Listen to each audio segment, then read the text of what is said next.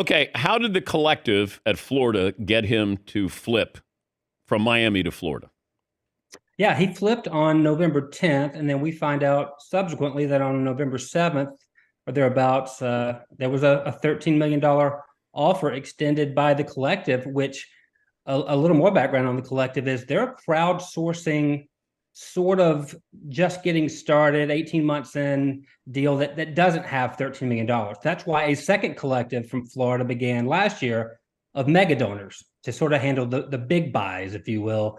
Whereas this collective is probably has enough money to cover the Olympic sports. So that $13 million pledge clearly was based on a promise from someone else at another collective or another donor. That hasn't been confirmed yet, although everybody has a pretty good guess at which donor it is.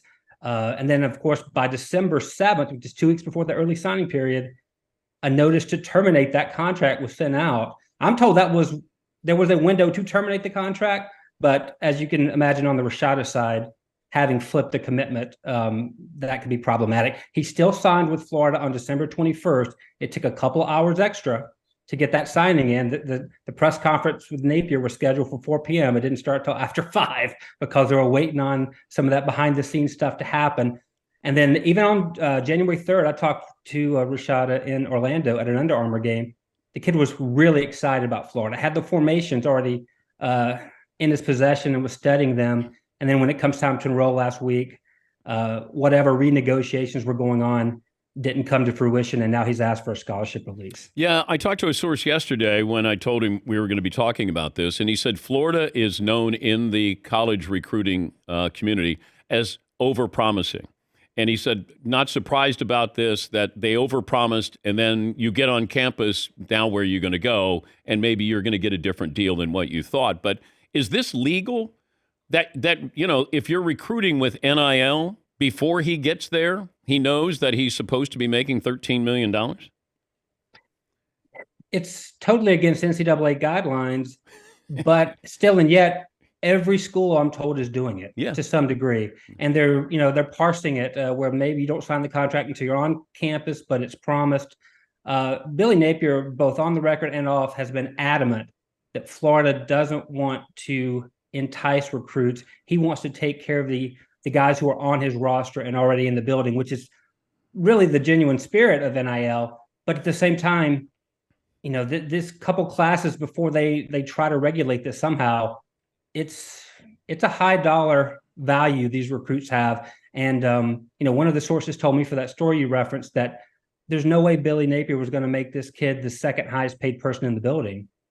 And truly, this Florida situation is not of the making of the athletic department, but it's entirely theirs to clean up, because you have to get all these different entities on the same page, because the headline says Napier and Florida lost a quarterback, not the Gator Collective. Why was the offer pulled? I think the behind the scenes promises for that money didn't pan out and weren't presented in writing. And so they had to scramble before signing day. And whatever happened between December 7th and December 21st was enough to get Rashada to sign, which, as you know, is a binding national letter of intent. But now he's asked for his release, and I fully expect Florida's just going to move on unless there's some really strong threat of litigation that might prevent them from just releasing him right off the bat. I think some of the parties behind the scenes want to be cleared of all responsibility on this. Is he worth it? No, he's not. And but then again, the market is what the market is, right? There were houses sold all across this country that weren't worth the bottom line the last few years. I talked to sources who had trouble believing that Miami was even offering him $9 million when he committed to Miami last summer. So it's hard for me to digest these numbers, and I know fans say they're not real. They are ludicrous, but in this case, it was offered. But then, quite frankly, when it came time to get him in school, they don't think he's a $13 million quarterback, which would be a 4 or 5 year term, by the way, not annually. No one does. Arch Manning isn't getting that kind of deal. Nico at Tennessee is apparently getting $8 million over 4 years, and that's probably the richest deal that's been signed yet. Can the NCAA investigate? Do they even have an investigative department for college football?